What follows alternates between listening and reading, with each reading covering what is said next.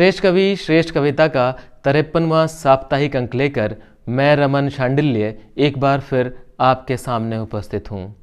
श्रेष्ठ कवि श्रेष्ठ कविता का यह कार्यक्रम आप सबके सहयोग से 1 वर्ष पूर्ण कर चुका है। आप सबका हार्दिक धन्यवाद। हरिवंश राय बच्चन जी की रचना आज हम आपके लिए लेकर आ रहे हैं, वो है जो बीत गई सो बात गई। कविता का शीर्षक स्वयं ही अपना अर्थ परिभाषित करता है। भूतकाल के सुख दुख से निकल भविष्य के पथ पर अग्रसर होना ही जीवन है। इसे चाहे चरैवेती चरैवेती कह लें, या जैसा कि गीत के बोल हैं, जीवन चलने का नाम, चलते रहो सुबह शाम, तुझको चलना होगा, तुझको चलना होगा, the show must go on. भूतकाल कितना ही प्रिय हो, कितना ही सुखद हो, है तो भूतकाल ही। टूटे हुए तारों का शोक अंबर नहीं मनाता, टूटे हुए प्यालों का वियोग मधुशाला सहती है। इन बिंबों प्रतिबिंबों के माध्यम से बच्चन जी जीवन के दार्शनिक सत्यों को न केवल परिभाषित बल्कि उद्घोषित करते हैं। और आज बच्चन जी की खूबसूरत रचना को उतनी ही खूबसूरत आवाज़ में निवेदित करने के लिए आ रही हैं अंग्रेजी साहित्य में पीएचडी की डिग्री के लिए शोधरत मोनिका टुंडवाल, जो कवि, चित्रकार एवं ब्लॉगर हैं तथा फिल्मों के लिए गीत लिख उन्हें एनिमेट भी करती हैं। तो आइए डॉक्टर हरिवंश राय बच्चन जी के काव्य की जादुई दुनिया में प्रवेश करें मोनिका टुंडवाल के साथ। श्रेष्ठ कवि श्रेष्ठ कविता काव्य पाठ का साझा पटल के सभी दर्शकों को मोनिका टुंडवाल का प्यार भरा नमस्कार। हरिवंश राय बच्चन हिंदी साहित्य जगत के महान कवियों में से एक हैं। उनकी कविताएं गागर में सागर भर देती हैं। उनकी कविताएं प्रेरणा देती हैं जीवन की कठिनाइयों से लड़ने के लिए, जीवन में निरंतर आगे बढ़ने के लिए। आज की कविता जो बीत गई सो बात गई में हरिवंश राय बच्चन जी ने बहुत ही सरल शब्दों में कहा है कि हम अक्सर अतीत की परछाइयों से घिरे रहते हैं और शायद इसीलिए अपने जीवन का आनंद नहीं उठा पाते हैं। मुझे आशा है कि इस कविता के भाव आप तक जरूर पहुंचेंगे। तो निवेदित है यह कविता जो बीत गई सो बात गई। जीवन में एक सितारा था, माना वह बेहद प्यारा था।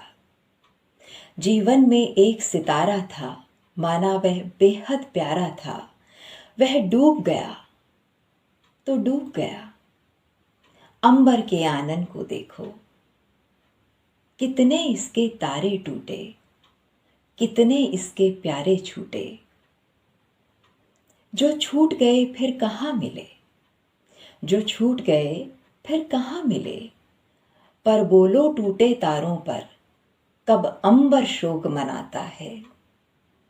जो बीत गई सो बात गई। जीवन में वह था एक कुसुम, थे जिस पर नित्य निछावर तुम। जीवन में वह था एक कुसुम, थे जिस पर नित्य निछावर तुम।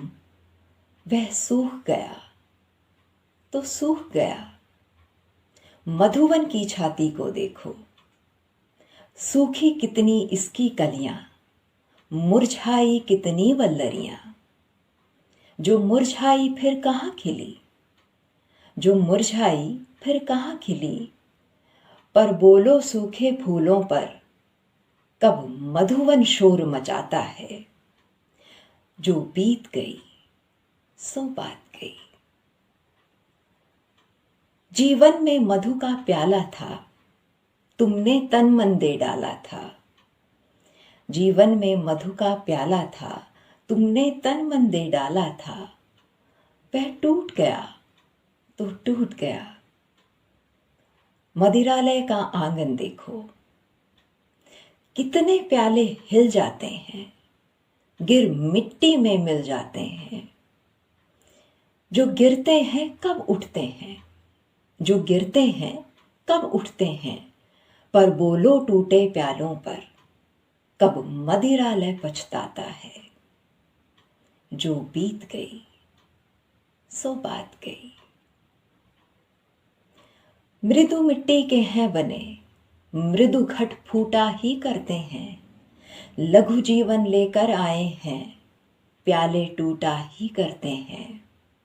मृदु मिट्टी के हैं बने, मृदु घट फूटा ही करते हैं, लघु जीवन लेकर आए हैं, प्याले टूटा ही करते हैं। फिर भी मदिरालय के अंदर मृदु के घट हैं, मधु प्याले हैं। जो मादकता के मारे हैं वे मधु लूटा ही करते हैं। वह कच्चा पीने वाला है जिसकी ममता घट प्यालों पर, जो सच्चे मधु से जला हुआ कब रोता है, चिल्लाता है। जो बीत गई सो बात गई, जो बीत गई सो बात गई। धन्यवाद। मिट्टी का तन मिट्टी का मन, मिट्टी का तन मिट्टी का मन, क्षण भर जीवन मेरा परिचय। क्षण भर जीवन को अपना परिचय बताने वाले डॉक्टर हरिवंश राय बच्चन, जिन्हें आधुनिक युवा पीढ़ी सुप्रसिद्ध सिने स्टार अमिताभ बच्चन के बाबूजी के नाम से जानती है, प्रयागराज में वर्ष 1907 में पैदा हुए थे। इलाहाबाद विश्वविद्यालय में 10वीं वर्ष तक अंग्रेजी के प्रोफेसर रहे डॉक्टर हरिवंश राय बच्चन ने कैम्ब्रिज यूनिवर्सिटी से रहस्यवादी कवि W.B. येट्स के काव्य पर PhD की डिग्री हासिल की।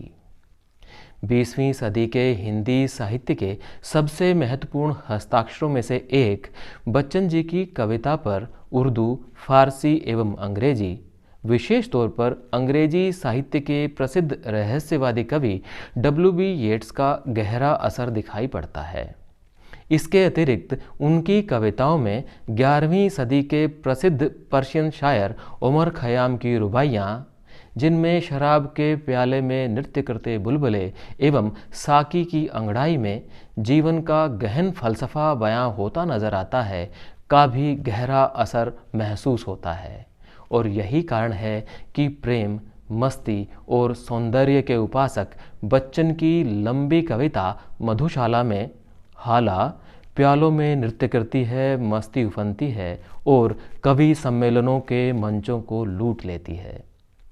ऐसा प्रतीत होता है कि कवि बच्चन जीवन के विभिन्न रसों का आस्वादन करने के लिए आतुर हैं और इसीलिए मधुशाला, मधुबाला एवं मधु कलश के इस अमर रचयिता के लिए कल्पना साकी है और कविता प्याला। किंतु इस प्रेम, मस्ती एवं सौंदर्य से ओतप्रोत कवि के हृदय पर रहस्यवाद का गहरा असर उतना ही रंग दिखाता है। मधुशाला की एक रुबाई देखिए जरा।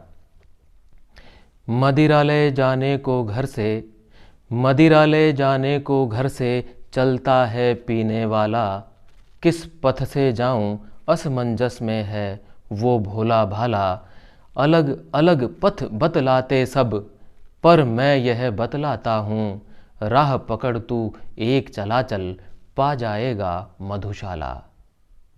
जीवन के रहस्यों को जानने बूझने की ललक कम नहीं है बच्चन जी के हृदय में। जरा इसे देखिए। इस पार प्रिय तुम हो मधु है, इस पार प्रिय तुम हो मधु है, उस पार न जाने क्या होगा। हालावादी, रहस्यवादी आदि लेबल हटाकर बात करें तो बच्चन जी हमें समन्वयवादी तथा मानवतावादी कवि प्रतीत होते हैं। देखिए क्या कहते हैं बच्चन जी। मुसलमान और हिंदू दो हैं, एक मगर उनका प्याला, मुसलमान और हिंदू दो हैं, एक मगर उनका प्याला, एक मगर उनका मदिरालय, एक मगर उनकी हाला। दोनों रहते एक, दोनों रहते एक, न जब तक मस्जिद मंदिर में जाते, बैर बढ़ाते मंदिर मस्जिद, मेल कराती मधुशाला। साहित्य अकादमी पुरस्कार से नवाजे गए एवं पद्म भूषण से सम्मानित डॉक्टर बच्चन राज्यसभा के सदस्य के रूप में भी नामित किए गए। उनकी आत्मकथा क्या भूलूं क्या याद करूं तथा नीड़ का निर्माण फिर आत्मकथा साहित्य में विशिष्ट स्थान रखती हैं। मधुशाला के रचयिता के रूप में अपनी विशेष पहचान बनाने वाले श्रेष्ठ कवि बच्चन जी का वर्ष 2003 में निधन हुआ। उन्हें सादर नमन। अगले सप्ताह श्रेष्ठ कवि श्रेष्ठ कविता का पूर्णांक लेकर हम आपके समक्ष उपस्थित होंगे। तब तक के लिए विदा, नमस्कार।